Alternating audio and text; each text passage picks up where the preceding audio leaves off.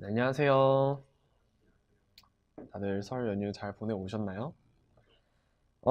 저번 시간에 저번 영상 말고 저번 시간에는 되게 베이직한 CNN 컨볼루셔널 레이어가 뭐고 그 컨볼루셔널 레이어로 이루어진 컨볼루셔널 뉴럴 네트워크는 어떤 구조로 생겼고 그걸 어떻게 써먹었는지 그거에 대해서 배웠고 그 다음에 그거를 실제로 파이토치로 이제 임플레멘테이션 해서 CPAR10 데이터셋에 대해서 클래시피케이션 하는 것까지 해봤습니다.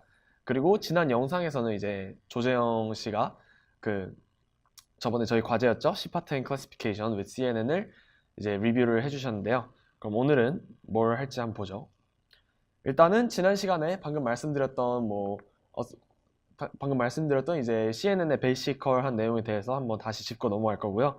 그 다음에 CNN 지금까지 배운 CNN은 정말 약간 기본 구조고 여기에 더 성능을 높이기 위해서 여러 약간 아키텍처의 변환을 준 애들이 있는데 예를 들면 AlexNet, VGGNet, GoogleNet, ResNet 이런 것들이 있거든요. 이런 것들이 각각 어떤 점을 개선을 했고 그래서 성능이 어떻게 나아졌는지에 대해서 배워볼 거고 그 다음에 그 중에 맨 마지막에 있는 ResNet을 오늘 이제 점심 먹고 파이토치로 임플레멘테이션 해보고자 합니다. 네.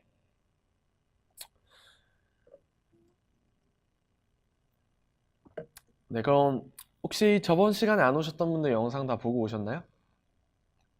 네, 그러면은 하기 수월하겠네요. CNN에 대해서 다시 한번 짚고 넘어가자면 CNN의 기본 아이디어는 저희 뇌가 이제 MLP 같은 경우는 하나의 뉴런이 그 전에 있는 레이어의 모든 뉴런과 연결이 돼 있었잖아요. 그래서 레이어가 딥해지면 딥해질수록 파라미터 수가 너무 많이 증가하게 되고 그렇게 되면 모델 캐패시티도 따라서 엄청나게 빨리 증가하게 되니까 오버피팅이 될 확률이 높고 파라미터 수가 많아지면 많아질수록 트레이닝 하는데도 어렵고 시간도 오래 걸리겠죠. 그런 단점들이 있었는데 그래서 이제 컨볼루셔널 뉴럴 네트워크 같은 경우는 우리 뇌가 이미지를 과연 MLP처럼 인식을 하는 걸까 뭔가 좀 다른 방식으로 인식하지 않을까? 그러면 그런 걸 좀 구현을 해보자 해서 나온 게 컨볼루셔널 뉴럴 네트워크거든요. 그래서 저희 뇌가 어떻게 인식하는지 봤더니 약간 시신경에 가까운 부분, 약간 얕은 부분에 있는 뉴런들은 되게 간단한 거. 여기 보시면 response to light orientation, 뭐 빛이 들어오는데 그게 방향이 어떻게 되냐, 이쪽에서 들어오냐, 저쪽에서 들어오냐 이런 간단한 것부터 이제 아래로 들어가면 들어갈수록 어떤 선이 있는데 어떤 선이 끝나지 않을 때는 액티베이션 하지 않고 끝날 때는 액티베이트 되는 뭔가 점점 복잡하고 고차원적인 정보에 대해서 액티베이션 되기 시작했어요. 그래서 얕은 곳에 있는 뉴런들은 간단한 정보들을 받고 그다음에 깊은 곳에 있는 뉴런들은 그 간단한 정보들을 취합해서 좀 더 복잡하고 고차원적인 정보를 분석을 하는구나 이런 거를 알게 됐습니다. 네, 그래서 그러면은 이걸 어떻게 저희가 구현을 할 것이냐 그거를 이제 필터라는 개념을 사용해서 저희가 했었는데요. 이제 기본적인 어떤 하나의 컨볼루션 레이어를 보면 인풋 이미지가 뭐 저희 C410처럼 32 x 32 x 3짜리 이미지면 거기에 대해서 어떤 필터가 5 x 5 곱하기 3 항상 뎁스는 얘랑 똑같다고 말씀을 드렸어요. 뎁스가 막 다르진 않다고 했어요, 필터가. 그래서 이 크기만 조절이 되고 그래서 아무튼 5 x 5 곱하기 3짜리 필터를 이제 적용을 시키게 되면 이제 적용을 시킨다는 거는 이미지 위에 이렇게 덮어 씌워서 각각의 그럼 여기에는 이제 75개의 파라미터가 있겠죠. 그 75개의 파라미터를 각각 이 이미지 픽셀 값과 도트 프로덕트를 해가지고 나온 값이 이제 이 필터를 씌운 값이다라고 저희가 말을 했어요. 그래서 이 필터를 이미지를 따라서 이렇게 쭉 이동을 시키면 이런 필터 같은 거를 이동시키면서 이제 계산하는 걸 이제 저희가 컨볼루션 오퍼레이션이라고 부르기 때문에 이 뉴럴 네트워크 이 레이어 이름이 컨볼루셔널 레이어라고 이름이 붙게 되었고 이렇게 이동시키면서 하게 되면 이런 새로운 하나의 레이어가 나오겠죠. 이제 여기에서 값이 하나 나오고 또 이동시켜서 여기에서 값이 하나 나오고 이렇게 쭈쭈쭈쭈쭈쭈쭈쭈 하면 이렇게 저희가 액티베이션 맵이라고 부르는 하나의 레이어 같은 게 생기게 됩니다. 그러면은 이제 하나의 필터에 대해서 이제 하나의 이미지에 대해서 여러 개의 필터를 적용해 볼 수 있겠죠. 그러면은 아까 이렇게 파란색 필터를 적용했을 때 이런 액티베이션 맵이 하나가 생겼고 그다음에 또 다른 초록색의 필터를 적용했을 때 또 이런 초록색 액티베이션 맵이 하나 생겼고 그래서 컨볼루셔널 뉴럴 네트워크 같은 경우는 이런 컨볼루셔널 레이어를 여러 개 쌓아놓은 건데 컨볼루셔널 레이어의 다음 레이어의 두께는 저희가 이 앞 레이어에다가 몇 개의 필터를 적용했는지에 따라서 이 두께가 결정이 된다고 했어요. 그리고 이 각각의 액티베이션 맵이 의미하는 바는 어떤 하나의 필터를 이렇게 쭉 이동시킨 거잖아요. 근데 저희가 지난 영상에서 봤듯이 하나의 필터라는 거는 뭔가 이미지 또는 뭐 더 깊게 들어가면 어떤 뭐 필터가 씌워진 어떤 액티베이션 맵이겠죠. 이미지 또는 액티베이션 맵의 어떤 특정한 피처를 잡아내는 그게 이제 필터의 역할이라고 말씀을 드렸잖아요. 저희가 어제가 아니고 지난 시간에 뭐 팔각형 그림에 대해서 그 어떤 특정한 필터를 이렇게 이동을 시켰더니 오른쪽 위에서 왼쪽 아래로 내려오는 대각선에 대해서만 이 뉴런이 이 필터가 액티베이션이 되더라. 그래서 필터라는 거는 어떤 피처를 잡아내는 거구나. 그러면은 이런 네트워크의 의미는 이런 이미지에서 서로 다른 6개의 피처를 뽑아내고, 근데 이거는 이제 raw 이미지에서 뽑아낸 피처잖아요. 그러니까 얕은 곳에 있는 거 되게 간단한 정보들이겠죠. 간단한 6개의 피처를 뽑아내고 그로부터 그걸 또 컨볼루션 레이어를 씌워서 더 복잡한 여기는 뭐 10개의 피처를 뽑아내고 쭉쭉쭉쭉쭉 들어가다 보면은 맨 마지막에는 되게 고차원적이고 복잡한, 실제로 저희가 뭔가 이미지 사람이 뭐 사람 얼굴을 보면 눈이 달려 있고 그 사이에 코가 있고 그 아래 입이 있으면 사람 얼굴이구나, 이런 건 되게 고차원적인 정보잖아요. 그럼 고차원적인 정보를 딥한 곳에 있는 뉴런들이 이제 분석을 하게 되겠다. 그래서 저희가 아까 말했던 이런 스트럭처를 저희가 구현을 해냈다고 할 수 있겠죠. 네. 그런 게 이제 컨볼루션 뉴럴 네트워크의 약간 개념이었고요. 그래서 실제로는 그러면은 이런 컨볼루션 뉴럴 네트워크가 어떤 구조로 생겼느냐 보면은 이미지에다가 컨볼루션 레이어 씌우고 밸류 액티베이션 씌우고 컨볼루션 레이어 씌우고 잠시만요. 컨볼루션 레이어 쓰고 액티베이션 하고 컨볼루션 레이어 씌우고 액티베이션 하고, 풀링 레이어라는 거는 저희가 좀 더 이런 데이터를 효율적으로 다루기 위해서 인위적으로 디멘션을 축소시키는 레이어라고 했죠. 풀링 레이어 중간중간에 껴주고 그 맨 마지막 결과를 FC 레이어는 저희가 배웠던 MLP랑 똑같은 거라고 말씀드렸어요. FC 레이어를 씌워서 이제 마지막에 뭐 소프트맥스 같은 걸 씌우면 저희가 똑같이 클래시피케이션 프로블럼에 다룰 수 있겠구나, 뭐 이런 것까지 배워봤습니다. 네. 혹시 여기까지 질문 있으신가요? 네, 없으시면 넘어가도록 할게요. 네, 그럼 이제 좀 더 어드밴스드된 CNN 아키텍처에 대해 배워볼 건데요. 이 그래프는 ILSVRC라고 Image-Net Large Scale Visual Recognition Challenge라는 게 있는데, 이게 뭐냐면 이미지넷이라는 거는 저희가 뭐 시파10, 시파100 데이터셋 이런 게 있잖아요.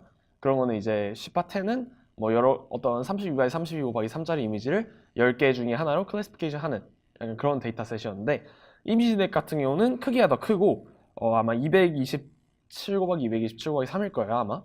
그거를 이제 1000개의 이제 카테고리로 클래시피케이션 하는, 이제 훨씬 어렵겠죠. 데이터셋도 더 크고요. 그런 걸 이제 어떤 뭐 머신러닝이나 딥러닝이나 뭐 어떤 방법을 적용해서든지 최대한 에러율을 낮추는 그런 대회인데요. 1년마다 한 번씩 열리는. 여기 보시면 10년도에 샬로라고 적혀있죠. 샬로라는 거는 이제 그 레이어 하나짜리 히든 레이어가 없는 그런 단순한 형태의 저희가 배웠던 뭐 레이어 하나짜리 MLP라고 할 수 있겠죠. 그런 거를 했을 때 에러율이 28%에서 뭐 26% 이렇게 나왔는데, 갑자기 CNN을 쓰기 시작하면서 이제 16.4% 나아졌습니다. 이게 이제 처음으로 이제 8개의 레이어를 썼고요. 샬로우가 아니고 이제 딥 뉴럴 네트워크라고 할 수 있겠죠. 그 다음에 그거의 이름이 이제 알렉스넷인데, 이제 오늘 저희는 여기 있는 알렉스넷이랑 VGG넷이랑 구글넷이랑 레스넷이 어떤 걸 개선하면서 점점 발전했는지 알아보도록 할게요. 그럼 처음으로 알렉스넷에 대해서 알아보도록 합시다. 뭐가 많죠?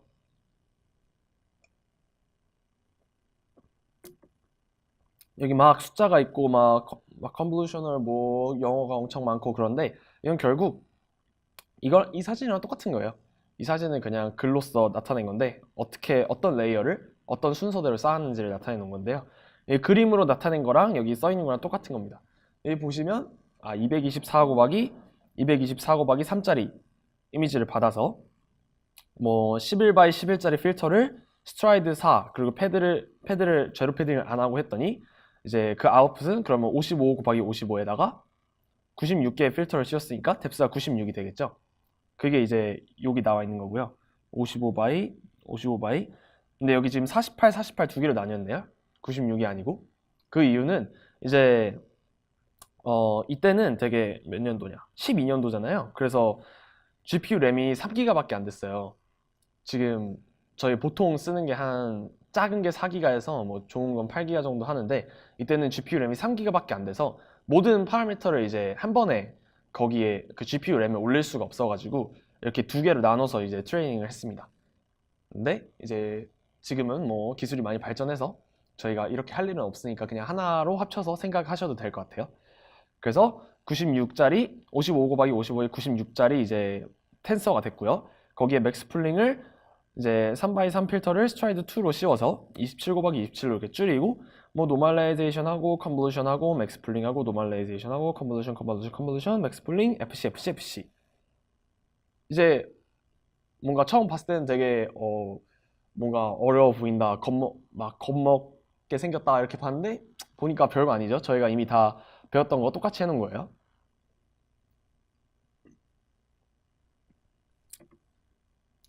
이제 알렉스넷의 특징은 이제 처음으로 이제 컨볼루셔널 네트워크를 좀 제대로 쓴 그런 넷이라고 할 수 있는데요. 특징을 보시면 렐루를 처음으로 사용했습니다. 제가 그 첫 시간에 이제 뭐 gradient vanishing problem이 있어서 이걸 어떻게 할까 하다가 렐루를 썼더니 해결됐다라고 말씀을 드렸죠. 그래서 처음으로 이제 렐루를 써서 그런 문제를 해결했고 그 다음에 normalization 레이어를 사용했다고 하는데 not common animore라고 하니까 저희가 지금 더 이상 쓰지 않는 나중에 이제 연구를 해보니까 이걸 쓰나 마나 별 차이가 없더라 해서 지금 더 이상 안 쓰거든요. 그래서 뭐 중요한 건 아니겠네요. heavy data augmentation은 이제 데이터 프리프로세싱을 좀 많이 해줬다. 그러니까 이걸 집어넣기 전에 뭔가 이걸 집어넣기 전에 뭔가 프리프로세싱을 많이 해줬고 드롭아웃 레이트를 뭐 0.5를 썼고 배치 사이즈는 128 SGD를 썼고 모멘텀은 0.9로 해줬네요. 러닝 레이트가 이제 10의 마이너스 2승인데 reduced by 10 manually when val accuracy plateaus. 이게 뭔 소리냐면 validation accuracy 그래프를 쭉 보다가 얘가 이제 더 이상 안 내려가고 이렇게 좀 평평해진다 싶으면 내려줘서 그러니까 이 평평해진다라는 거는 어떤 이제 이러한 게 있을 때 너무 러닝 레이트가 커서 이렇게 더 이상 내려가지 못하고 왔다 갔다 하고 있는 거잖아요. 그래서 여기서 좀 더 내려줘서 이렇게 내려갈 수 있도록 러닝 레이트가 작아지면 스텝을 작게 밟으면서 더 내려가겠죠. 그렇게 해줬다고 하고요. 그다음에 뭐 L2 웨이트 K랑 그다음에 7개의 CNN을 서로 트레이닝 시키고 앙상블 시켜서 하나를 썼을 때 에러 레이트가 18.2%인 거를 15.4%로 줄였다. 뭐 이런 내용이 나와 있네요. 근데 이 친구 같은 경우는 아직 어드밴스드 된 CNN은 아닙니다. 정말 처음으로 CNN을 제대로 쓴 거니까 저희가 배웠던 거랑 거의 차이가 없죠. 네. 이거는 이제 처음으로 CNN을 썼다는 그 의의가 있어서 다루고 넘어갔고요. 그 다음 걸 이제부터 중요해지는 그 다음 거를 한번 봅시다. 그 다음 거는 이제 VGG 넷이라는 건데요. 여기 보시면 13년도에는 이제 11.7%까지 줄었는데 얘 같은 경우는 알렉스넷의 거의 스트럭처를 거의 그대로 가져와서 뭐 스트라이드 좀 바꿔보고 하이퍼 파라미터 좀 바꿔보고 해가지고 11.7%까지 내린 거여서 결국에는 알렉스넷이랑 거의 동일하다고 보면 되시고 이제 VGG넷 같은 경우는 레이어를 19개를 써서 이제 확실히 더 깊어지기 시작했네요. 2배 이상 깊어졌는데 7.3%가 나왔습니다. 네, 에러 레이트가. 그러면은 이거의 특징이 뭔지 한번 보죠. VGG넷을 한마디로 정리하자면 스몰 필터를 더 작게 하고 더 딥하게 만들었다. 이게 특징인데요. 왜 스몰 필터를 썼느냐? 왜 스몰 필터를 썼냐 알아보시면 이제 어떤 이미지에다가 7x7 필터를 씌웠다고 생각을 해볼게요. 그러면은 그 7x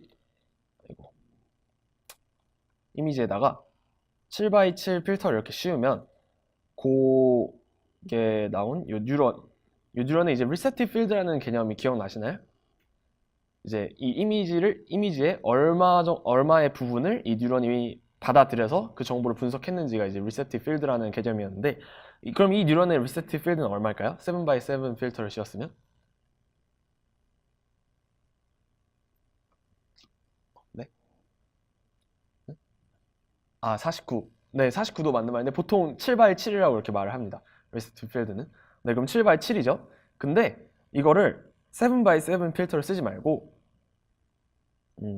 공간을 좀 남겨둘 걸 그랬네요. 여기다 쓸게요. 3x3 필터를 하나 씌우면 그럼 얘는 리셉티브 필드가 3x3이겠죠? 그러면은 요 이제 액티베이션 맵이 또 하나 생길 텐데 여기에다가 또 3x3 필터를 하나 씌워 볼게요. 그러면은 여기에 들어가는 거는 이제 이렇게가 들어갈 텐데 이 각각의 뉴런들은 여기에서 이제 스트라이드가 1이라고 하면 이렇게 생겼겠죠? 그리고 이걸 다 받아서 하나의 뉴런이 또 생기고요. 그럼 요 뉴런은 리셉티브 필드가 몇 바이 몇일까요? 네? 9바이고요. 또 다른 의견 있으신가요? 네, 맞습니다. 5 곱하기 5인데요. 왜냐면 이제 스트라이드가 3이 아니고 1이니까 이제 한 칸씩 이동을 했으니까 3짜리 하나, 한 칸 이동해서 3짜리 하나, 또 한 칸 이동해서 3짜리 하나 해서 5바이 5가 되겠죠? 5바이 5가 되고 여기에다가 또 3바이 3 그거를 씌워보면 3바이3 필터를 씌우면 얘 리셉티브 필드는 뭐가 될까요? 네, 7바이7. 그러면은 7x7 필터를 하나 씌우나 3x3 필터를 이제 하나, 둘, 세 개 씌우나 리셉티브 필드는 똑같네요. 그러면은 이 리셉티브 필드를 보기 위해서 필요한 파라미터의 수는 얘 같은 경우는 7x7 필터는 몇 개죠? 바이아스는 없다고 가정할게요.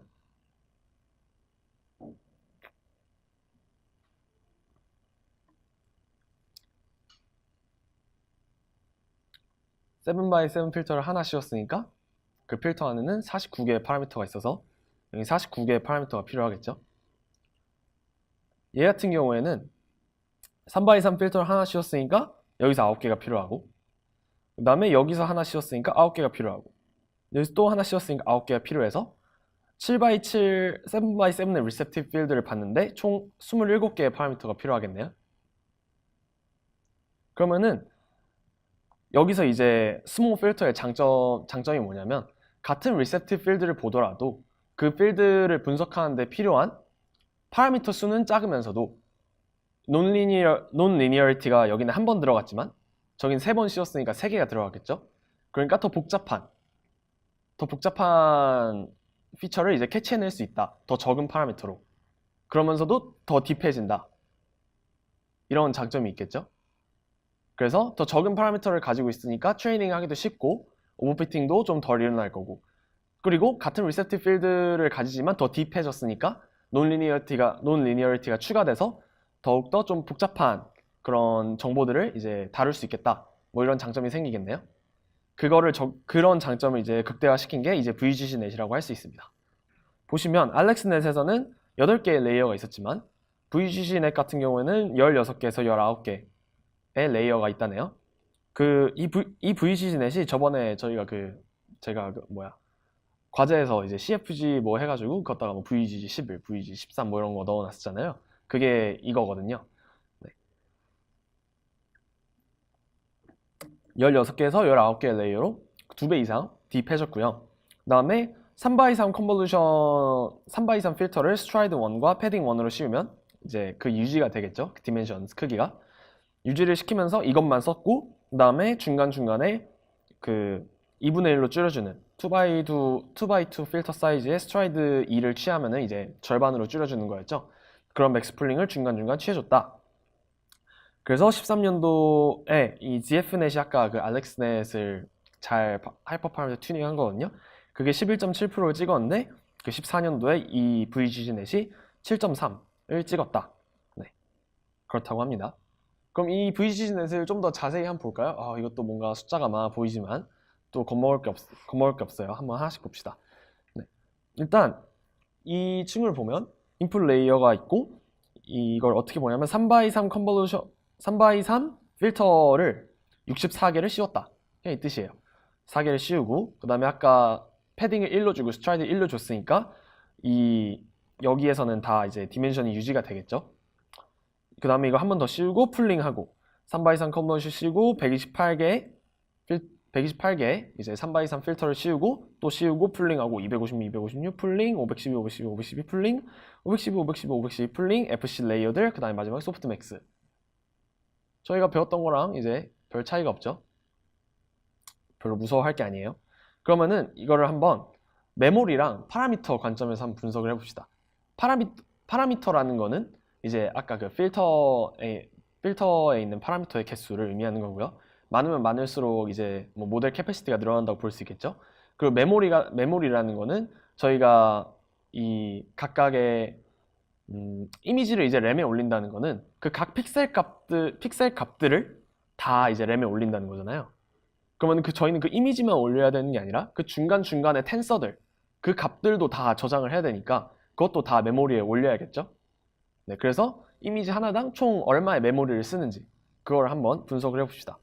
처음에 인풋 레이어는 이제 파라미터는 당연히 연계겠죠. 저희 뭐 이미지에다가 뭐 아무것도 한 게 없으니까요. 그리고 이미지 크기가 224 곱하기 224 곱하기 3이니까 150K, K라는 거 이제 1000이고요. 150K 뭐 바이트를 쓰겠네요. 그 다음에 이제 첫 번째 컨볼루션 레이어, 컨볼루션 3x3 필터를 64개 씌웠으니까 이거의 파라미터는 3 곱하기 3 곱하기 이건 필터 사이즈고요. 이건 전 레이어의 뎁스, 이 채널 수죠.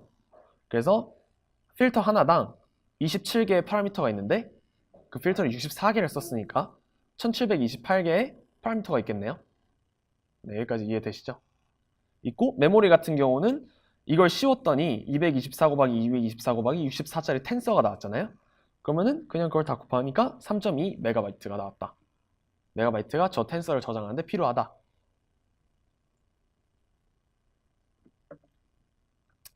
네, 뭐 똑같이 쭉 해보면은 몇 개만 더 해볼까요? 중간에 뭐 이 레이어 같은 경우에는 이제 3x3 필터를 512개 씌웠으니까 512개 씌웠고 그 전 텐서 이제 뎁스가 510이니까 그 필터 하나당 3 곱하기 3 곱하기 512개의 파라미터가 있고 그 512개 씌웠으니까 얼마인가요? 1십, 100, 1000만, 10만, 100만 235만 개 정도의 파라미터가 있고요. 그 다음에 이 텐서 28 곱하기 28 곱하기 512짜리 텐서를 저장하는데 400kb가 들었고 쭉쭉쭉 있고 그 다음에 FC 레이어 같은 경우에는 이제 이 레이어 같은 경우에는 전 레이어가 이제 4096짜리 벡터고 이 레이어도 4996짜리 벡터니까 이게 다 이어져 있잖아요. MLP니까요, FC는. 그러면 4096 곱하기 4096만큼의 파라미터가 있겠죠. 그 다음에 메모리는 이만큼. 이 숫자들이 이제 다 어떻게 계산하시고 무슨 의미를 갖는지 다 아시겠죠? 네. 그럼 이제 이게 가지는 의미를 좀 분석을 해봅시다.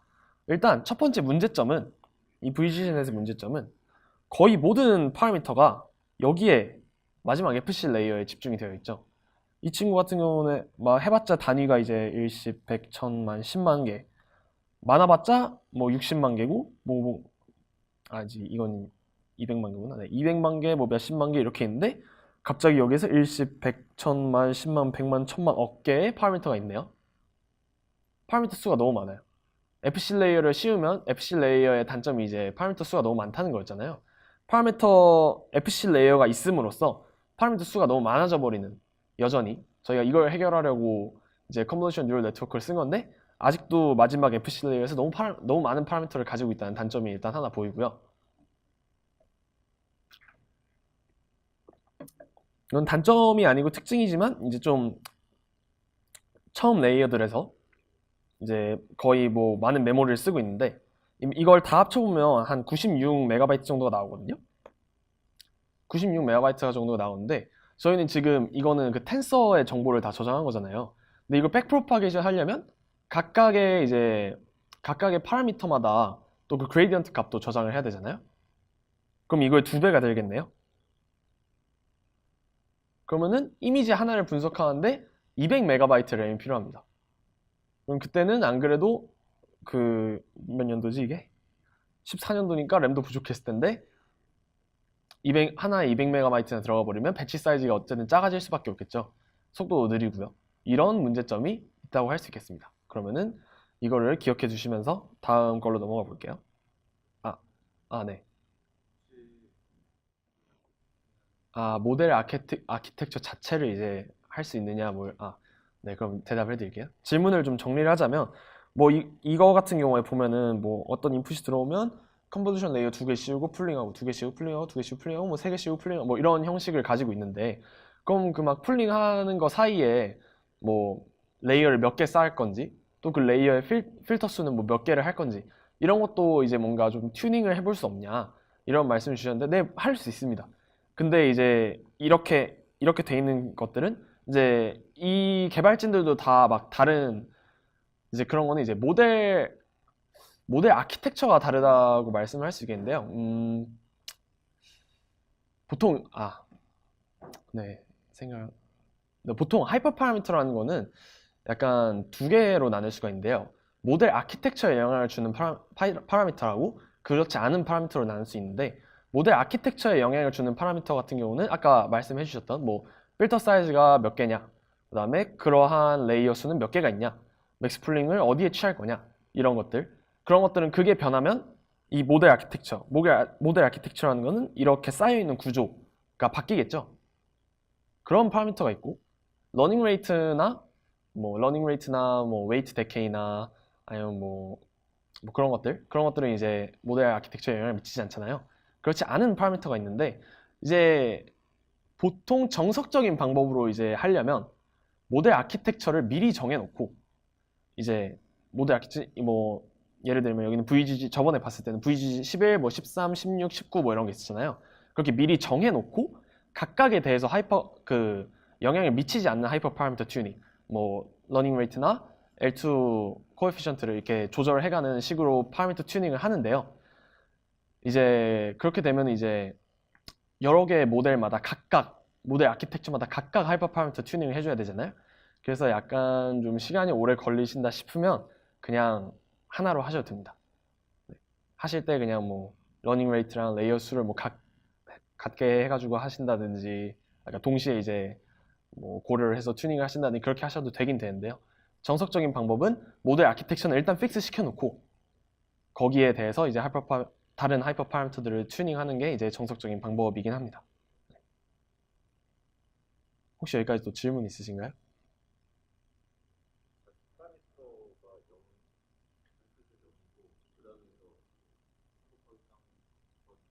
네. 왜 파라미터 수가 저렇게 나오는지가 이해가 안 가신다는 건가요? 네. 그 파라미터 수라는 거는 MLP에서는 파라미터의 수가 이제 어떤 뭐 MLP가 이렇게 있었으면 요 하나의 선들이 각각 하나의 파라미터였잖아요. 웨이트였잖아요. 뭐 바이아스는 여기서 저희가 생각하지 않을게요. 그냥 복잡하니까. 이런 게 하나의 웨이트였는데, 컨볼루셔널 레이어 같은 경우는 어떤 하나의 필터 안에 있는 숫자의 개수, 예를 들면 이 필터가 3x3이고 이 필터의 뎁스는 그 전 레이어의 뎁스랑 항상 똑같다고 말씀을 드렸잖아요. 그 전 레이어가 만약에 뭐 두께가 64였다. 그러면은 요 안에 있는 숫자는 3 곱하기 3짜리가 64개 쌓여 있는 거니까 3 곱하기 3 곱하기 64개의 숫자가 있겠네요. 이게 이 필터 안에 있는 파라미터의 수라고 할 수 있습니다. 그렇죠? 여기까지 이해되셨나요? 네. 그러면은 여기로 넘어와서 이 친구 같은 경우는 3x3 필터가 뎁스가 3이죠. 왜냐면 이 전 레이어의 두께가 3이었으니까. 여기까지 이해되셨죠? 그럼 필터 하나당 3 곱하기 3 곱하기 3, 즉 27개의 파라미터가 있는데 그거를 64개의 필터를 씌웠잖아요. 그래서 27 곱하기 64 해서 1728개의 파라미터가 요 컨볼루셔널 레이어에 들어있다. 네. 라고 이해하시면 되겠습니다. 그 다음이요. 그 다음을 보시면 이걸 볼게요. 그러면 보시면 이제 똑같이 아까 말씀드렸듯이 VGC넷은 3x3 필터만 썼잖아요. 그러면은 3x3 필터를 썼는데 이 전 레이어의 두께에 따라서 뎁스가 결정되니까, 필터의 뎁스가 이전 레이어의 두께가 64니까 이 필터의 두께도 64겠죠. 그럼 정확하게 이렇게 생겼겠네요. 필터가. 그러면은 필터 하나당 3 곱하기 3 곱하기 64개의 필터가 있고 그거를 64개 씌웠대요. 필터를. 네, 여기 보시면 64. 64개 씌웠으니까 곱하기 64 해줘서 36,864개의 파라미터가 있다. 네. 또 질문 있으신가요? 오늘 사람도 적은데 토론 형식으로 가도 좋을 것 같다는 생각이 들어서 질문 많이 해주시면 감사하겠습니다. 네, 그러면은 다음으로 넘어가기 전에 VGNet에 대해서 조금 더 자세하게 알아보고 가면은 뭐 이런 거는 저희가 이제 Local Response Normalization이 아까 그 알렉스넷에서 썼다던 그 Normalization 테크닉인데 이제 그게 별로 의미가 없다는 게 밝혀져서 이걸 쓰지 않았고요. VGG16이랑 VGG19라는 두 개의 모델 아키텍처를 이 사람들이 제시를 했는데 VGG19가 조금 더 나았다. 메모리는 좀 더 많이 잡아먹었지만 조금 더 나아서 뭐 둘의 성능 차이가 크지 않았더라 뭐 이런 결과가 있었고요. 그 다음에 이 모델도 앙상블을 써서 그 성능을 향상을 시켰고 그 다음에 이 FC 레이어가 지금 4096이잖아요. 이 디멘전이 4096인데 이 디멘전이 4096이라는 거는 맨 마지막에 4096개의 뭔가 고차원적인 피처들을 MLP로 잘 이렇게 조합을 해가지고 클래시피케이션 했다 이 뜻이잖아요. 그래서 이 4096이라는 피처의 개수가 이제 적절하더라. 4096을 썼더니 제일 잘 되더라. 네, 그래서 4096개의 피처를 이제 다루는 게 이미지 클래시피케이션에 뭐 적절한 것 같다. 뭐 이런 결론을 내릴 수 있겠습니다. VGGNet으로부터. 네. 그럼 다음으로 구글넷을 한번 볼 건데요. 구글넷은 이제 14년도에 VGG랑 구글넷이 나왔는데 둘이 거의 근접한 이제 에러 레이트를 보여줬는데 이 친구 같은 경우는 22개의 레이어를 썼고 에러 레이트가 6.7%네요. 네, 그러면은 뭐가 중요한지 한번 봅시다. 네, 저 맨 오른쪽에 있는 요 그림이 이제 그 구글넷의 이제 모델 아키텍처인데요. 뭔가 이제 저희가 보던 거랑은 살짝 다르게 생겼어요. 아까 이거 같은 경우는 그냥 이렇게 쌓여 있는 거니까 뭔지 쉽게 알 수 있었는데 이 같은 경우는 막 곁까지도 막 이렇게 있고 막 뭐가 막 갈라지고 막 이렇게 생겼네요. 여기까지는 알겠는데 이것도 뭔지 한번 알아봅시다. 네, 그럼 구글넷이 하고자 한 거를 한마디로 정리하자면 좀 더 딥한 네트워크를 하는데 역시 알렉스넷보다 딥한 22개의 레이어를 쌓았으니까요. 딥한 네트워크를 하는데 컴퓨테이셔널 에피션시를 좀 얻고 싶다. 딥해지면 딥해질수록 계산 과정이 많아지는 건 어쩔 수 없잖아요.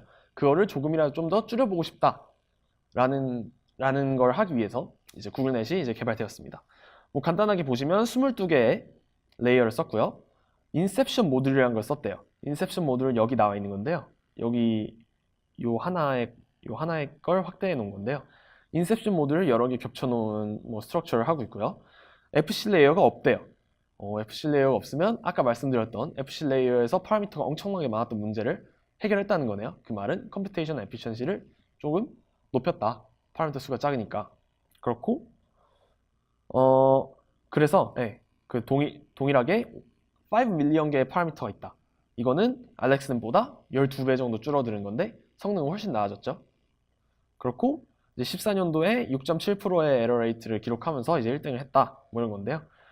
이제 한번 여기서 가장 중요한 건 딱 봐도 뭔가 이 인셉션 모듈이 뭔지 이해하는 게 가장 중요해 보이죠. 그걸 한번 이해를 해봅시다. 이거는 이제 인셉션 모듈 이 그림이랑 이 그림은 다른 거예요 지금. 이거는 이제 약간 기본적인 네이브한 이제 인셉션 모듈의 그림인데요. 인셉션 모듈이 그래서 결국 뭘 한 거냐? 그러면은 어떤 하나의 레이어에다가 저희는 동일한 사이즈의 필터를 여러 개 씌우는 그런 과정을 이제 해왔잖아요. 아까 VGGnet 같은 경우는 3x3 사이즈의 필터를 64개를 씌우든 128개를 씌우든 256개를 씌우든 이런 과정을 했었는데 이제 어떤 레이어에다가 하나의 사이즈의 필터만 하지 말고 여러 개 사이즈를 한번 동시에 이제 적용을 해보자. 1x1 필터도 씌워보고 3x3 필터도 씌워보고 5x5 필터도 씌워보자. 이렇게 패러럴하게 여러 사이즈의 필터를 이제 적용해 보는 건데요. 네, 거기에 추가로 이제 풀링 그것도 있고요. 풀링 레이어도 있고요. 그 다음에 그러면은 요 원바이원을 여기에 씌워서 나온 이제 뭐 어떤 텐서가 있을 거고 얘도 어떤 뭐 텐서가 있을 거고 얘도 텐서가 있고 얘도 텐서가 있을 텐데 이거를 컨카트네이트 시키자. 컨카트네이트라는 거는 이렇게 쌓는 거거든요. 이렇게 쌓아서 이렇게 좀 두꺼운 하나의 이렇게 이렇게 쌓은 거예요, 그냥. 별게 아니고. 이렇게 쌓아보자. 네, 두꺼워지겠죠. 그래서 일단은 이건 네이브한 거니까 한번 좀 더 자세히 알아봅시다. 이게 뭔지. 네. 네. 그거는 이제 패딩이랑 스트라이드를 적절히 줘가지고 이제 동일하게 나오도록 저희가 설정을 해줘야 되고요. 그거는. 네. 그래서 한번 알아봅시다. 그러면은 28 곱하기 28 곱하기 256짜리 텐서가 인풋 들어왔다고 치고 1x1짜리 필터를 128개, 3x3 필터를 192개, 5x5 필터를 뭐 96개, 3x3 풀링을 이제 했다고 치면은 잠시만요. 그러면은 1x1 필터를 28 곱하기 28 곱하기 256짜리에 128개를 씌우면 아웃풋 텐서의 디멘션은 뭐가 될까요? 여기서 나오는 거. 디멘션 혹시 뭐가 되는지 아시나요? 스트라이드는 1입니다. 패딩은 안 줬고요.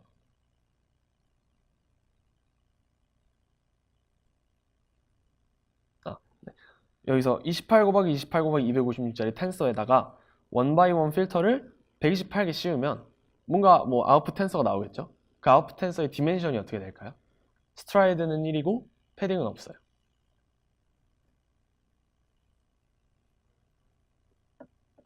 네, 맞습니다. 28 곱하기 128이 나오겠네요. 혹시 왜 이렇게 나오는지 이해가 안 되시는 분? 다 이해되셨나요? 네. 그러면 3x3 필터를 이제 저희는 이제 유지를 하고 싶어요. 이 디멘션은 유지를 하고 싶어서 제로 패딩을 1로 주고 스트라이드를 1로 주고 3x3 필터를 192개를 씌우면 뭐가 나올까요? 네, 28 곱하기 28 곱하기 192가 나오겠네요. 얘도 똑같이 스트라이드를 2를 줘야겠죠. 이 5x5 필터의 경우에는. 그럼 28 곱하기 96이 나오고 3x3 풀링을 시켰더니 뭐 28 곱하기 256이 그대로 나왔다 라고 한다면 이걸 컨카트네이트를 시켰다고 하죠. 그러면은 아웃풋에는 28 곱하기 128 더하기 192 더하기 96 더하기 256이 나와요. 이거의 문제점은 일단 풀링 레이어는 뎁스를 변화시키지 않는다 그랬어요. 지난 시간에 배웠듯이. 그러면은 일단 이 아웃풋 텐서의 뎁스는 무조건 얘보단 크겠네요. 그럼 이 인셉션 모드를 거칠수록 텐서의 두께는 더욱 엄청나게 이제 두꺼워진다는 말은 필터가 작더라도 그 뎁스는 유지를 시켜야 되니까 파라미터의 개수가 늘어난다는 거고, 그러면은 저희가 원했던 이제 모델 컴퓨테이션 에피션시를 높이자는 거에는 전혀 하등 도움이 안 되겠네요. 그럼 이걸 뭔가 해결을 해야겠죠. 네. 이 문제점을 좀 더 자세히 보면은 이제 컨볼루션 오퍼레이션을 하는데 28 곱하기 28 이제 이 1x1 컨볼루션을 씌웠다고 하면 컨볼루션 이제 이 컨볼루션에서 몇 번의 이제 곱셈 연산을 해야 되는지를 이제 여기서 계산을 해본 건데요. 잠시만요. 네. 그 보시면 얘가 28 곱하기 28 곱하기 256 이렇게 생겼을 텐데, 그리고 1x1 필터니까 필터는 이렇게 생겼겠죠? 256에 1x1. 그럼 여기에는 필터를 한 번 씌운다는 거는 여기 이렇게 겹쳐 놓는 거잖아요. 그렇죠? 겹쳐 놓으면 1 곱하기 1 곱하기 256번의 곱셈 연산을 해야겠네요. 그걸 다 더해야 되고, 그거를 28 곱하기 28을 이렇게 슬라이딩 하면서 28 곱하기 28번 해야 되고, 이러한 거를 필터를 128개 씌웠으니까 128번 해서 총 이만큼의 곱셈 연산을 해야 되고, 3x3 같은 경우에는 3x3 곱하기 256짜리 필터를 씌우는 거잖아요. 그러면은 한번 이렇게 겹쳐 놨을 때 3 곱하기 3 곱하기 256번에 연산을 해야 되고, 그거를 또 28 곱하기 28을 이렇게 돌아다녀야 되고, 그걸 192번 해야 되니까 또 이만큼이 되고, 그러면은 토탈 854 밀리언 번의 오퍼레이션 해야 돼요.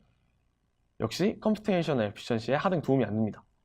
그럼 이거를 뭔가 해결을 해야겠죠. 이 구조를 쓰면서 컴퓨테이션 에피션시도 좀 줄일 수 있는 네.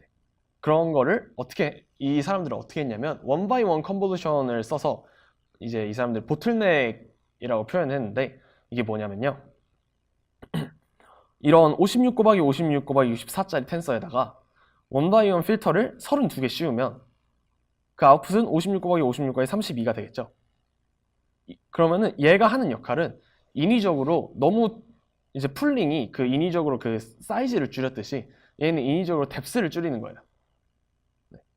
뎁스를 줄이는데 그러면은 이제 뭔가 뎁스를 줄여버리면 이미지에 손실이 일어나는 게 아니냐, 뭐 이런 정보에 손실이 일어나는 거 아니냐라는 뭐 이런 질문을 주실 수도 있는데 일단 결국에는 그 여기 있는 모든 값들이 웨이트랑 곱해져서 이 안에 이제 같은 수의 정보는 아니 뭐지? 같은 잠시만요. 용어를 제가 적절한 게 있을 텐데. 아무튼 여기 있는 정보가 이제 그 정보를 표현하는 이제 값의 수는 줄어들었지만 어쨌든 웨이트가 다 곱해져서 여기 빼먹은 건 없잖아요. 저희가 다 웨이트를 곱해서 이 안에 넣어 놓은 거니까. 그리고 저희가 하려는 거는 그냥 아무거나 줄여버리는 게 아니고 인셉션 모드를 썼더니 뎁스가 너무 깊어지는 바람에 이걸 줄인 거잖아요. 인위적으로. 그래서 너무 깊게 쓸데없이 깊어져 있게 표현되어 있는 데이터를 컴팩트하게 압축시키는 역할을 이제 원 바이 원 컨볼루션이 한다고 보시면 되고요. 이러한 게 이제 보틀넥이라는 건 이제 병목 현상 뭐 이런 거 들어보셨나요? 병목 현상 인위적으로 이렇게 줄여버리는 거잖아요. 그렇다고 해서 이제 이름을 보틀넥 레이어라고 붙였는데요. 그래서 이 보틀넥 레이어를 이제 원 바이 원 컨볼루션 그대로 하고 이런 것들 전에다가 넣어서 인위적으로 이 256짜리 두께의 인풋을 64로 줄여버린 다음에 연산을 하는 거죠. 그렇게 되면은 연산량이 훨씬 줄어들겠죠. 아까 여기서 256이었던 게 64로 줄어든 거니까 4배인가요? 4분의 1로 줄었겠네요. 네. 그래서 각각의 이 패러렐한 컨볼루션 레이어를 씌울 때 씌우기 전이나 또는 맥스플링 후에다가 원 바이 원 컨볼루션을 함으로써 그 연산량을 원하는 만큼 뭐 4분의 1이든 8분의 1이든 저희가 원하는 만큼 줄이고 정보의 양은 이제 거의 그대로 가져가면서 연산량을 줄이는 이런 거를 도입을 했습니다. 네.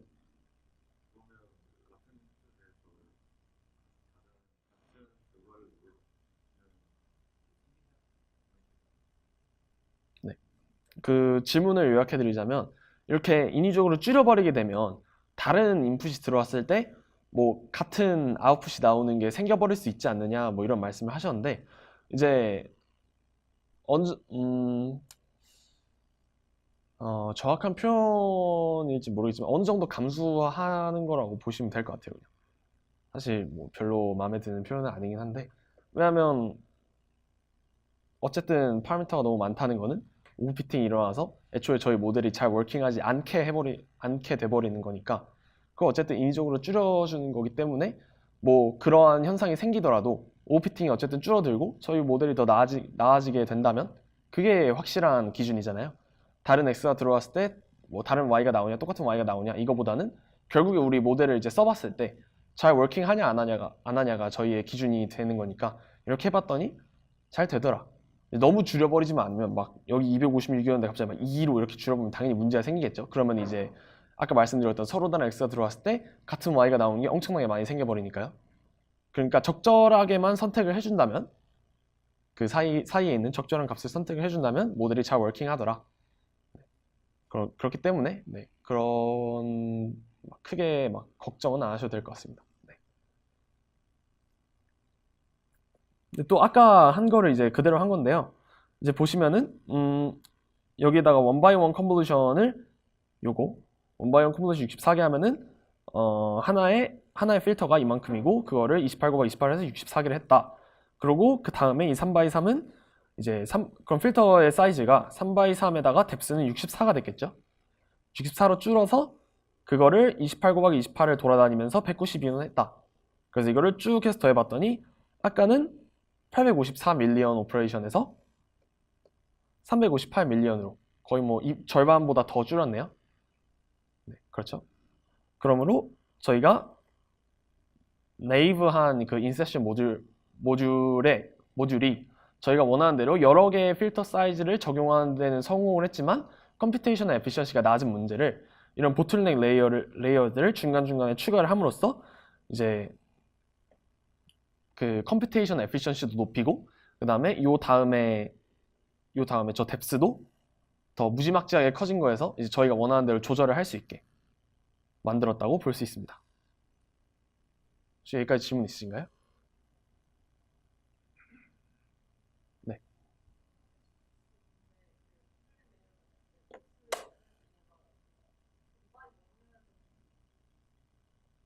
원 바이 원이어야 하는 이유.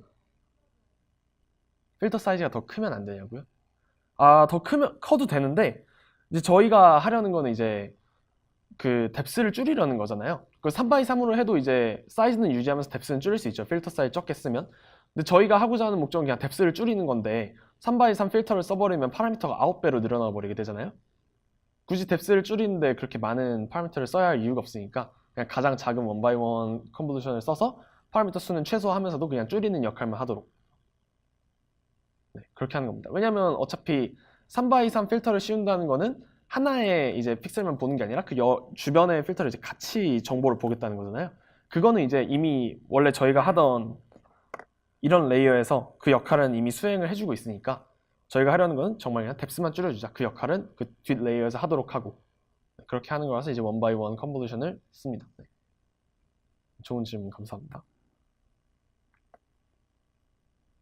네. 혹시 더 질문 있으신가요? 네, 없으시면 이제 이거는 구글 내 스트럭처 아까 그 세로로 이렇게 쭉 있던 거를 좀 더 보기 쉽게 옆으로 눕혀놓은 건데요. 토탈 22개의 레이어가 있다고 하고요. 토탈 22개의 레이어가 있다고 하고 이제 좀 더 자세히 보시면 이게 잘 안 보이는데요. 그냥 컨볼루션하고 맥스플링하고 그다음에 뭐 그 뭐야 배치놈하고 뭐 컨볼루션하고 이런 거는 여기는 이제 저희가 하던 거랑 비슷한 그거고요.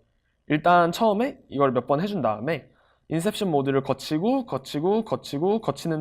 중간에 뭔가 이렇게 삐죽 튀어나온 게 있네요. 그 다음, 아이고, 죄송합니다. 거쳐서 그럼 맨 마지막에는 FC 레이어를 하나 넣어주고 아까 안 넣었다고 했는데 아예 안 넣을 수는 없는 게 저희는 이제 그 1000개로 이제 클래시피케이션을 해야 되니까 어쨌든 마지막 거는 1 곱하기 1000짜리 벡터가 돼야 되잖아요. 그래서 FC 레이어를 하나 넣어서 마지막 게 1 x 1000으로 되게 해주는 역할의 FC 레이어고요.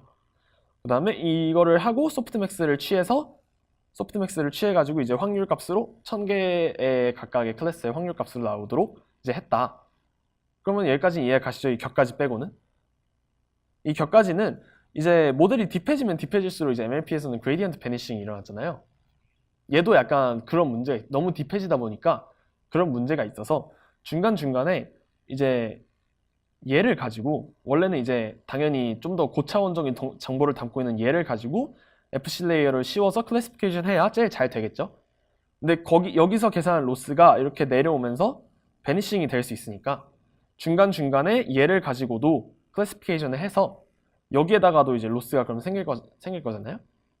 그걸 이제 또 추가로 그레디언트를 해가지고 여기 있는 더 약간 그 아웃풋에서 먼 쪽에 있는 레이어들도 그레디언트를 이제 잘 받을 수 있도록 하는 그런 역할을 하는 격가지 모듈이라고 보시면 되겠습니다.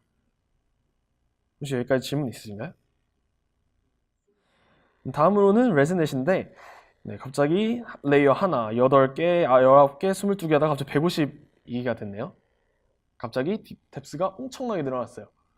그 다음에 에러 레이트는 3.57. 보통 사람이 클래시피케이션 할 때 에러 레이트가 한 3% 정도 나온다는데 그럼 뭐 사람이랑 거의 비슷해졌네요.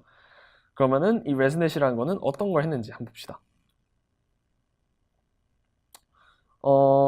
이제 레즈넷의 이제 가장 중요한 점은 엄청나게 깊은 네트워크를 트레이닝 할 건데 레지두얼 커넥션이라는 걸 써서 딥해지면 딥해질수록 발생하는 문제를 해결하겠다가 이제 약간 한마디로 정리한 레즈넷인데요. 이제 뭐 일반적인 특성을 살펴보면 152개 레이어를 쌓았고요. 3.57%를 해서 15년도에 1등을 했고 뭐 다른 거에 대해서도 뭐 다른 뭐 이런 거 비슷한 그 대회에서도 1등을 했다네요. 근데 이거는 이제 나중에 볼 거니까 나중에 볼 거니까 일단 넘어가고 이 그래프를 한번 봅시다. 이 그래프는 이제 컨볼루셔널 뉴럴 네트워크가 딥해지면 딥해질수록 발생하는 문제점에 대해서 이제 표시해 놓은 건데요. 일단 딥해지면 딥해질수록 발생하는 문제점은 뭐가 있을까요? 오버피팅이 있겠죠. 네, 좋은 대답 감사합니다. 딥해지면 딥해질수록 파라미터 수를 뭐 우리가 컨볼루션 네트워크를 이용해서 줄였다고는 하지만 딥해지면 딥해질수록 파라미터가 늘어나는 건 어쩔 수 없으니까 오버피팅이 일어날 것 같아요. 네, 그러면은 이 테스트 에러를 보죠. 테스트 에러를 보니까 작은 애는 이렇게 쭉 작은 애가 그 큰 애보다, 그러니까 더 딥한 애보다 더 얕은 애가 더 잘해요. 그 이유는 오버피팅이 얕은 애에서는 덜 일어나니까 얘가 더 한다고 볼 수 있겠죠. 문제가 없네요. 근데 트레이닝 에러도 얕은 애가 더 낮아요. 분명히 딥해지면 딥해질수록 모델 캐패시티가 커서 트레이닝 셋을 외워버릴 수 있는 이제 그게 외워버릴 수 있는 능력이 되는데 그럼에도 불구하고 더 얕은 애보다 트레이닝 에러도 더 높다는 거죠. 이거는 약간 뭔가 저희가 생각했던 거랑은 다른 문제네요. 그리고 깊은 레이어가 더 잘 해야 되는 게 예를 들면 20개 레이어짜리 뭐 네트워크가 이렇게 있었어요. 네트워크가 20개가 이렇게 있었는데 이거를 기반으로 이제 56개를 한다고 하면은 여기에다가 이제 56개를 하려면 36개의 레이어를 더 쌓아야 되잖아요. 이 36개의 레이어가 정말 아무 역할도 안 하고 요 들어온 거를 그대로 뱉는 역할을 한다고 하면 최소한 얘보단 잘해야 되겠죠. 최소한 얘만큼은 할 수 있다는 거잖아요, 일단. 왜냐면 얘를 그대로 내뱉으면 그냥 똑같은 역할을 하는 거니까. 거기에서 여기서 뭔가 좀 더 튜닝을 하게 되면은 얘보다는 잘해야 되는데 트레이닝 에러도 56 레이어가 더 높다. 뭔가 이상하죠? 그래서 이 레스넷 개발자들은 이 문제가 딥해지면 딥해질수록 이러한 모델을 옵티마이즈 하는 게 어렵다. 트레이닝 하는 게 어렵다. 그러니까 트레이닝 하는 게 어렵다. 예를 들면 뭐 글로벌 미니멈을 찾아가는 과정이 더 어렵다. 이게 문제라고 이제 사람들이 인식을 했어요. 그래서 이 문제를 해결하기 위해서 어떻게 했냐면 일단 그냥 저희가 지금까지 했던 걸 보면은 여기가 인풋이고 여기가 뭐 아웃풋이라고 한다면 저희가 결국 하려는 거는 이 인풋이라는 어떤 이미지에서 고차원적인 정보를 뽑아내는 거잖아요. 결국 그러면 어떤 하나의 매핑이라고 볼 수 있겠죠. 이미지라는 뭐 텐서에서 고차원 피처들을 가진 벡터로의 매핑, 이 매핑을 뉴럴 네트워크가 배우는 거잖아요. 그걸 이제 HX라고 표현을 하죠. 그 매핑이라는 거를. 이 HX를 배워야 되는데 깊어지면 깊어질수록 더 배워야 할 내용이 엄청 많아지잖아요. 그거를 한 번에 배우기는 어렵다는 거죠. 그래서 어떻게 했냐면 얘를 이렇게 이어줌으로써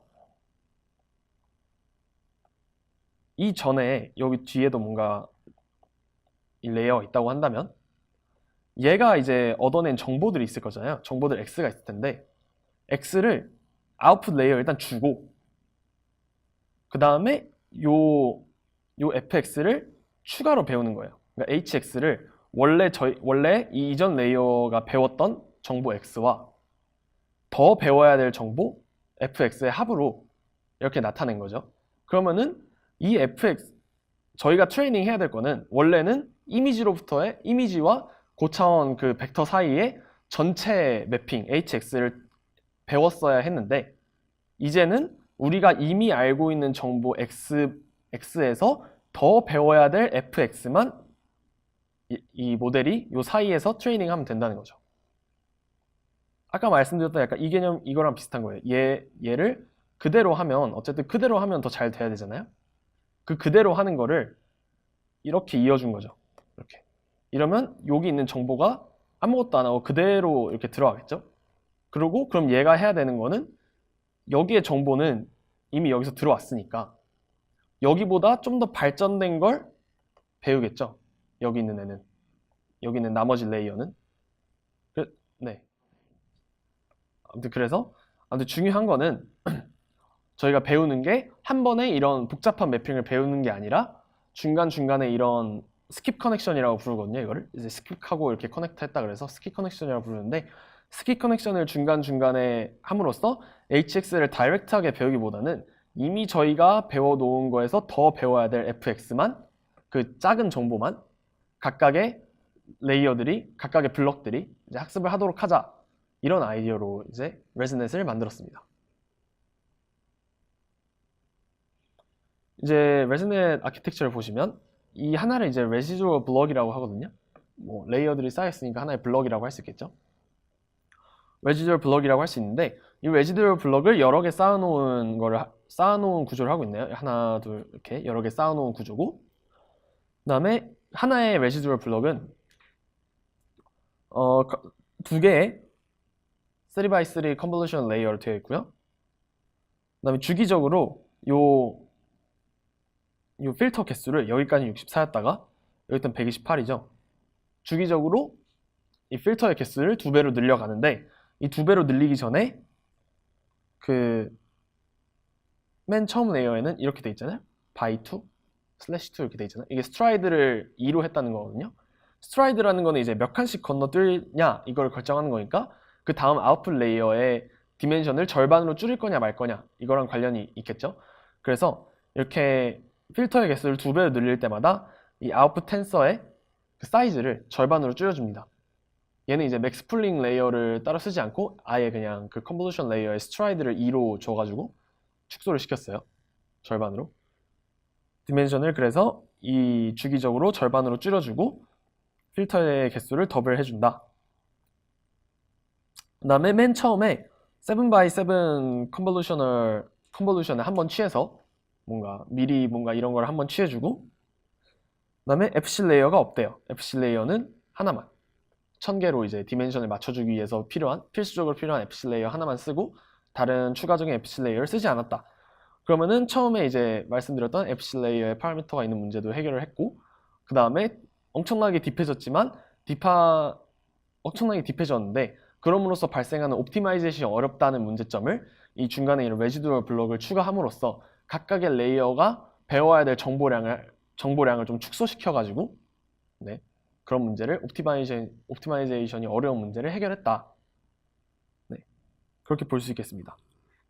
그리고 딥해지면 딥해질수록 그 파라미터 개수도 엄청나게 늘어나지만 저희가 해야 되는 연산량도 엄청나게 늘어나잖아요. 필터가 많아지면 많아질수록 파라미터가 늘어나니까 그거에 대한 연산량도 엄청 늘어나겠네요. 그거를 해결해주기 위해서 아까 그 구글넷에 썼던 그 보틀넥 레이어를 여기서도 이제 하게 되는데, 어떤 3x3 컨볼루션을 하기 전에 1x1 컨볼루션으로 그 뎁스를 256에서 64로 인위적으로 줄여주고, 그 다음에 컨볼루션을 하고 다시 256으로 높여주는, 이렇게 되면 3x3 컨볼루션이 원래 256개를 해야 되는데 1x1 컨볼루션 그거보다는 파라미터 수가 훨씬 적잖아요. 그렇기 때문에 연산량이 이렇게 줄어들게 됩니다. 그래서 얘가 이제 레즈넷도 버전이 여러 가지가 있거든요. 이 사람들이 한 거 뭐 한 10 몇 개짜리 뎁스의 레이어부터 크게 맨 끝에는 이제 153개인가 2개인가짜리 레이어까지 그렇게 있는데, 이제 50개 이상의 레이어를 가진 레즈넷에 대해서는 이런 레지듀얼 블럭을 그냥 이런 네이브한 레지듀얼 블럭이 아니라 보틀넥을 사용한 블럭을 써서 깊어지면 깊어질수록 연산량이 늘어나는 문제도 해결을 했습니다. 레즈넷에서. 근데 레즈넷을 트레이닝 할 때는 이 사람들이 어떻게 했냐면, 이제 컨볼루셔널 레이어를 씌우고 패치 노멀라이제이션을 항상 해줬다고 하고요. 그 다음에 자비의 이 히라는 게 자비의 이니셜라이즈는 그냥 2로 나눠주는 건데, 이것도 뭐 약간 자비 이니셜라이제이션의 일종이라고 보면 되고, 그걸 해줬고 HGD를 써서 트레이닝을 했고 모멘텀 0.9를 줬대요. 러닝 레이트는 0.1을 줬는데, 이제 똑같이 밸리데이션 에러가 이제 이제 좀 수평해진다 싶으면은 10분의 1로 줄였다고 하고요.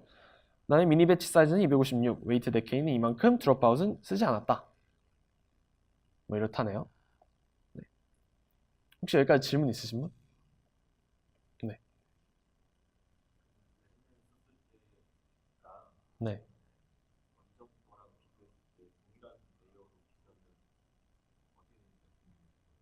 아, 동일한 레이어로요?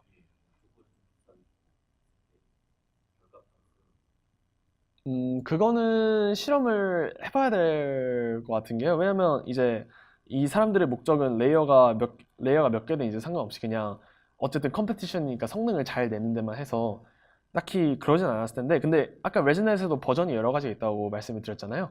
그래서 한번 네, 만약에 궁금하시다, 아마 찾아보시면 이미 해놓은 것도 찾으면 있긴 할 거예요. 근데 이제 레이어 수가 비슷한 걸 가지고 트레이닝을 시켰을 때 뭐가 더 잘 되는지도 비교해 볼 수 있겠네요. 네. 또 여기까지 질문 있으신가요? 없으시면 한번 정리를 쭉 해보죠. 이제 뭐 알렉스넷, 뭐 저희가 배웠던 구글넷, 레즈넷, VGG, VGG, 뭐 레즈넷 152개짜리, 아 여기 이게 있긴 하네요. 네. 여기 보시면 레즈넷 레이어가 18개인 거는 뭐 16개인 거, VGG인데 16개짜리보다 뭐 살짝 더 못했고, 깊어지면 깊어질수록 뭐 더 잘하더라, 뭐 이런 내용이 여기 나와 있네요. 네, 그렇고요. 정리를 해보자면 이제 뭐 저희가 배웠던 걸 찾아보면 알렉스넷이 여기 있고요, 구글넷이 여기 있고, VGG19가 여기 있고, 레즈넷 152가 여기 있고, 여기는 저희가 안 배운 거지만, 그리고 이걸 보시면 이거는 가로축은 오퍼레이션, 컴퓨테이션을 얼마나 많이 해야 되는가, 이걸 하기 위해서 그게 X축에 있고, 액큐러시가 얼마나 더 나아졌냐가 Y축에 있네요. 보시면 그리고 이 사이즈는 이제 그 메모리를 얼마나 파라미터 수가 아니지, 메모리가 얼마나 많이 먹느냐 이거거든요. 그걸 보시면 알렉스넷 같은 경우는 역시 액큐러시가 제일 낮고요. 맨 처음에 나온 거니까. 오퍼레이션도 제일 적은데 메모리는 이런 다른 애들에 비해서 좀 많이 차지하고 있네요. 그리고 저희가 배웠던 VGG19 같은 경우는 오퍼레이션이 엄청나게 많이 필요하고 메모리도 엄청나게 많이 먹고, 저희가 아까 말씀드렸죠. 그 하나씩 봤더니 이미지를 하나 하는데 200메가의 엄청나게 많은 메모리가 필요하고 오퍼레이션 양도 엄청나게 많다. FC 레이어의 파라미터도 많기 때문에 그런 거가 여기 이게 나와 있고요. 오퍼레이션 많이 필요하고 메모리도 많이 먹는다. 그 다음에 구글넷 같은 경우에는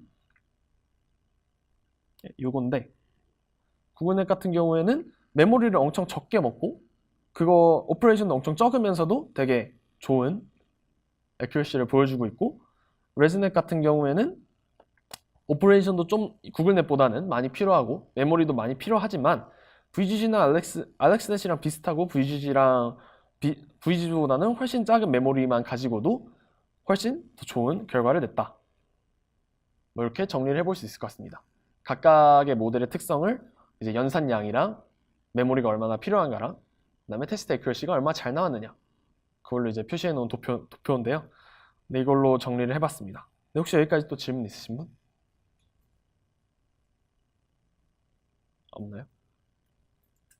네, 여기까지가 제가 준비한 건데 혹시 뭐 궁금하신 내용이 더 있으시면 받도록 하겠습니다. 없으신가요? 네, 그러면은 점심 때까지 조금 시간이 남았는데 반서가 어떻게 됐니? 아직 안 왔어? 네. 그러면은 점심 때까지 좀 시간이 나가는데 좀 쉬시다가요, 점심 오면 드시고 점심 먹은 뒤에는 저희가 레즈넷을 한번 구현을 해볼 거고요. 시간이 좀 남는다 싶으면 이제 인셉션 모듈까지 한번 구현을 해보는 걸 갖도록 하겠습니다. 맞아요. 참고로 이 인셉션 V4 같은 경우는 레즈넷과 이제 인셉션을 인셉션 모듈과 레즈넷의 그 스킵 커넥션을 둘 다 적용한 거거든요. 그래서 그 둘 다 적용했더니 훨씬 더 낫더라. 네, 그렇기 때문에 시간이 남으면 인셉션 모듈까지 구현해보는 시간을 갖도록 하겠습니다. 네, 감사합니다.